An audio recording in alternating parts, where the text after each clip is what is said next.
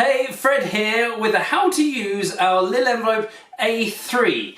Very simply, with all of our Lil Envelope products, they all have a pressure sensitive hot melt glue, 3 times stronger than a normal double-sided tape you get on a bubble mailer. It's a pressure sensitive glue, so it requires when you peel it off just to fold over and apply enough pressure, typical of kneading bread. So just as I've done there, that will give you a really good seal every single time. Hopefully you can see some of the artwork there too, featuring its plastic-free credentials and FSC and environmental credentials, and obviously the plastic-free logo there too. Now for some background on why the Lil A3 envelope has been so monumental, in fact one of the biggest game changers in e-commerce. In 2006, if I cast your mind back, that was when the Royal Mail copied the Deutsche Post large letter guide system. These get you the most you possibly can through that tariff of still anything else out there. One of our very first inventions that really did make such a big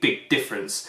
So it's 1mm shy of each of those dimensions, and because it's only 3.5mm thick, unlike bubble mailers which are 8mm thick, gives you the greatest chance of getting items, you know, up to 21mm gliding through there. This is the 21st century alternative to last century's main method, the bubble mailer. Anything just fractionally oversized A4, like A4 annuals. There's no chance of that going within there. You can just see if I try and shove that one end, there's no chance of that fitting in there. This, in a Lil Envelope A3, always insert with the spine of the book first to avoid any damage, and then would fold that over, and that would comfortably glide through large letter just like this. All of our products are designed with our key methodology of SURF.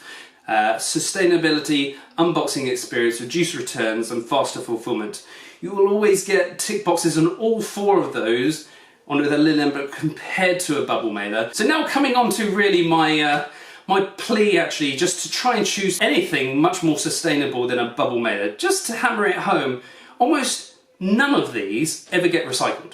Ever. The only way of them having hope of being recycled is if you, as a consumer, separate the plastic from the paper. Only in that point can it actually be recycled. The reality is it doesn't happen. People just put those in their bin and it ends up in landfill or incineration. This was a 1960s invention, right? The concept of global warming was born 10 years later in the mid-70s.